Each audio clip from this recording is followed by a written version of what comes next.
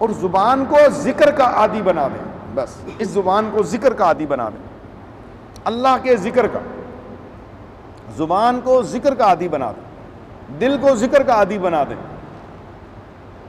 پھر دیکھیے گا کہ رات کو بھی آپ کو کوئی چیز اٹھائے گی کہ بندہ مومن اٹھ تیری نماز تہجد کا وقت ہو گیا ہے.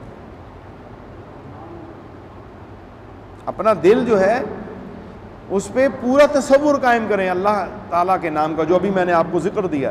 سب کو اس کی اجازت ہے. دل پہ اسم ذات اللہ, اس کا تصور قائم رہے.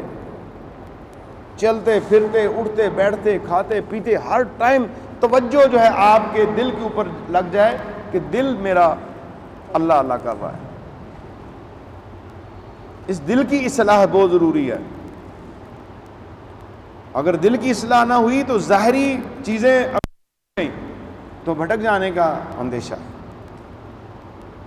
جو زبان ذکر کرتی ہے, زبان اللہ کو مانتی ہے,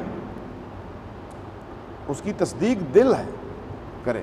اقرار باللسان و تصدیق بالقلب. آپ کا دل جو ہے وہ پورے آپ کے کنٹرول میں ہونا چاہیے. اس میں غیر کی محبت نہ آئے.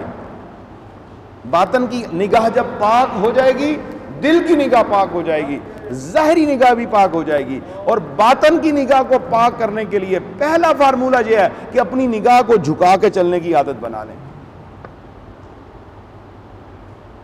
آپ کو لذت آ جائے گی زندگی گزارنے کی جب آپ اپنی نگاہ کی حفاظت کریں گے. میرے عزیزو, اس نگاہ کی حفاظت سے صرف ارادہ کیا, ایک نوجوان نے ارادہ کیا تھا سچی توبہ کا. میں جانتا ہوں اسے, وہ مجھے ملے آج تو بڑی اعلیٰ منزل پہ. انہوں نے ارادہ کیا توبہ کا, سچی توبہ کی, اور کہا کہ آج کے بعد میں نے غیر محرم کو نہیں دیکھنا. اسی رات اس نصیب والے کو رسول اللہ صلی اللہ علیہ وسلم کی زیارت نصیب ہو گئی.